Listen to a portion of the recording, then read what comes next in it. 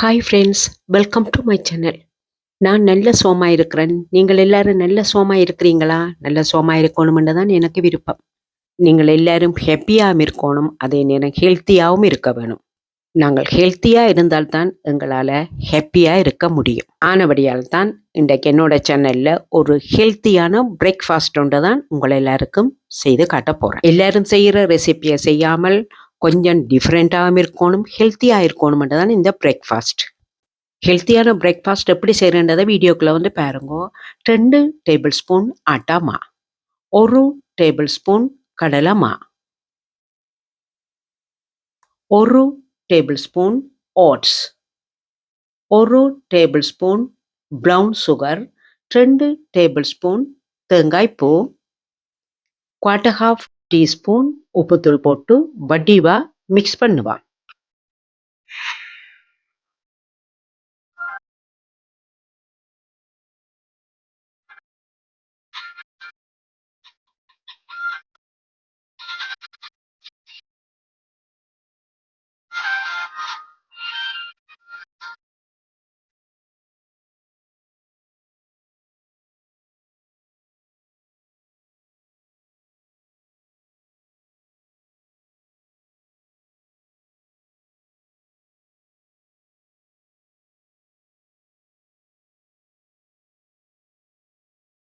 ஆட்டாமா, கடலைமா, oats, brown sugar, தேங்காய்ப்பூ, உப்புத்தூள் எல்லாம் நல்லா கலக்கிற மாதிரி கலந்ததுக்குள்ள இப்போ நாங்கள் 2 வாழைப்பழத்தை சின்ன சின்னனா வெட்டி போடுவோம். அது எந்த வாழைப்பழமாக இருந்தாலும் சரி.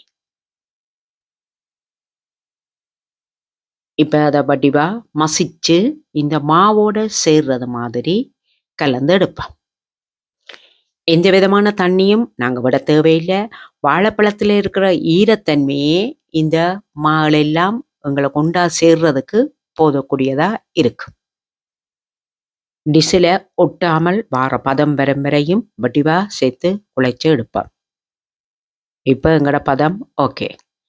இப்போ நாங்கள் பூரி தட்டுக்கு நல்லெண்ணெயை தடவி வைப்போம். இப்போ நாங்கள் அதில் தான் தட்டி எடுக்க போகிறோம்.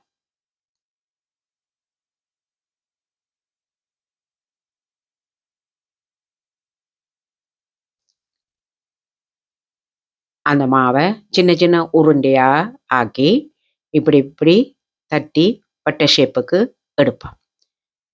உங்களுக்கு ஏற்ற மாதிரியான அளவுகளில் நீங்கள் தட்டி கொள்ளலாம். நான் இவ்வளவுத்திலையும் 5 ரொட்டி தட்டி எடுத்தேன்.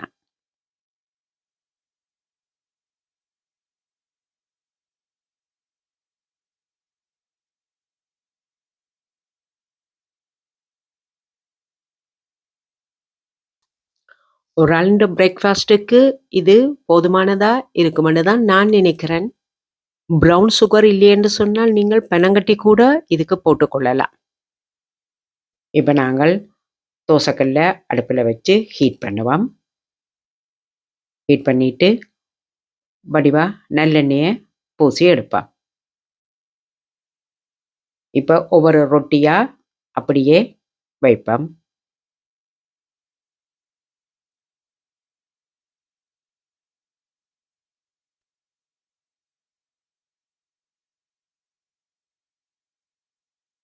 அடுப்பை சட்டியாக குறைச்சி வச்சு தான் இந்த ரொட்டியை நாங்கள் சுட்டெடுக்க வேணும்.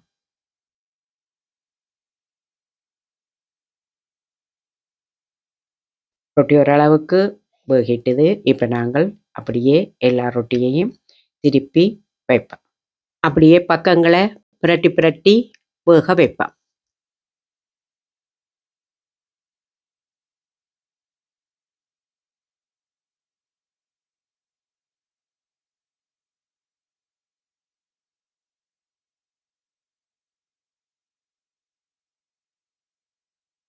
உண்மையிலே இந்த ரொட்டி நல்லொரு டேஸ்டாகவும் இருந்தது.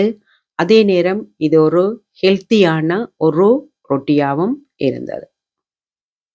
உண்மையிலே டயபெட்டிக் இருக்கிற ஆக்கள் இதை வடிவா சாப்பிடலாம். ஒரு பயமும் இருக்கையில் கொலஸ்ட்ரால் இருக்கிற ஆக்களோ எந்த ஒரு ஆக்கள் பெரிய ஆக்கள்ல இருந்து சின்ன ஆக்கள் வரையுமே இதை சாப்பிடலாம். உண்மையில டயட் பண்ண யோசிக்கிறவங்க கூட இதை வடிவா சாப்பிடலாம்.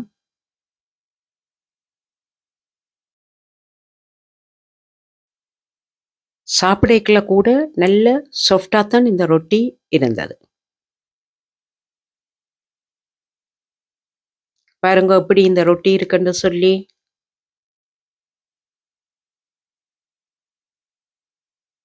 பாருங்க பிடிக்கக்குள்ள எப்படி இருக்குது.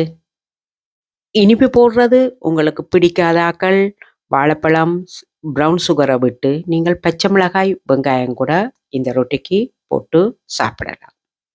ஸ்கூலுக்கு போற பிள்ளைகளுக்கு லஞ்சுக்கு கூட இதை நீங்கள் கொடுக்கலாம்.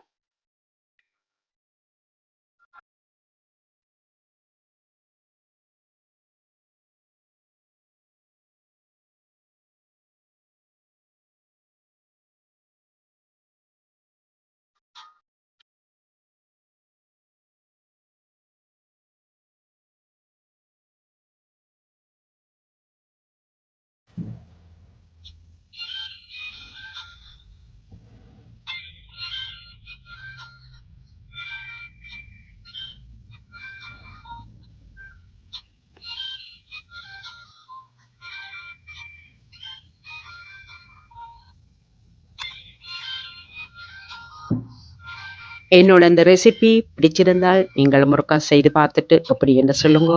என்னோட வீடியோ உங்களுக்கு பிடிச்சிருந்தா லைக் பண்ணுங்க. உங்களோட ஃப்ரெண்ட்ஸுக்கு, ஃபேமிலி மெம்பர்ஸ் எல்லாருக்கும் ஷேர் பண்ணுங்க. சப்ஸ்கிரைப் பண்ணாதவங்க பெல் ஐக்கானை கிளிக் பண்ணி சப்ஸ்கிரைப் பண்ணி நோட்டிஃபிகேஷன் ஆல் போட்டிங்கள் என்றால் நான் போடுற வீடியோஸ் எல்லாம் உங்களுக்கு வரும். மீண்டும் வேறொரு வீடியோவில் சந்திக்கும் வரை என்றும் உங்கள் பருத்தியூர் தவம்.